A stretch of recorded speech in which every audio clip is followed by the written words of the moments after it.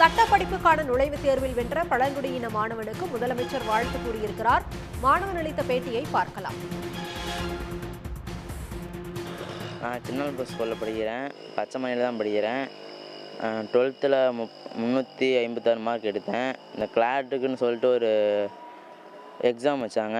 அதில் நான் போயிட்டு சேர்ந்துடலாம் சொல்லிட்டு போய் சேர்ந்தேன். மாடல் கொஸ்டின்லாம் சொல்லிட்டு பரீட்சை எழுதினோம். அப்புறம் திருச்சி லா காலேஜில் போயிட்டு ஒரு வாரம் தங்கணும். தங்கி இது மாதிரி சொல்லி கொடுத்தாங்க. ஈஸியாக இருந்தது, நல்லா புரிஞ்சது. போயிட்டு செங்குந்தா ஜமால் முகமது காலேஜில் எழுதினோம். ஃபஸ்ட்டு 32 மார்க்கு தான் வந்தேன். அவங்க எனக்கு முன்னாடி ஒருத்தன் தான் 31 மார்க்கு. அவன் ஃபஸ்ட் ஒன் செலக்ட் பண்ணாங்க. அவங்க தனியார்னு சொன்னோடனே அவங்க கேன்சல் பண்ணாங்க. நான் செகண்ட் ரவுண்ட் செலக்ட் ஆனேன். உடனே கூப்பிட்டாங்க, ஹெச்எம் சார் கூப்பிட்டு அவங்க வாழ்த்துக்கள் சொன்னாங்க. உடனே திருச்சிக்கு போயிட்டு அட்மிஷன் போட்டோம். அட்மிஷன் போட்ட பிறகு ஃபீஸ்லாம் எதுவும் கட்ட தேவையில்லை கேட்டோம். ஃபீஸ் கட்ட தேவையில்லைன்னாங்க. சார் அப்பப்போ சொல்லுவார், நீ படிச்சிடா பெரிய ஆள் ஆயிடுவ அப்படின்னு சொன்னார்.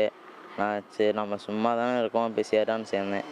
இல்லை, மலையில் யாருமே வக்கீலுக்கு படித்ததில்லை, லாயருக்கு படித்ததில்லை. நான் தான் இப்போ பச்சைமலையிலே ஃபஸ்ட்டு காலேஜில் போகிறது. பார்த்தோன்னே அவங்க விவசாயத்துக்கு ரொம்ப ஹெல்ப் பண்ணாங்க. சரி நானும் அது மாதிரி பண்ணலாம், மக்களுக்கு ரொம்ப சேவை செய்யலாம் அப்படின்னு சொல்லிட்டு தான் அது பண்ணேன்.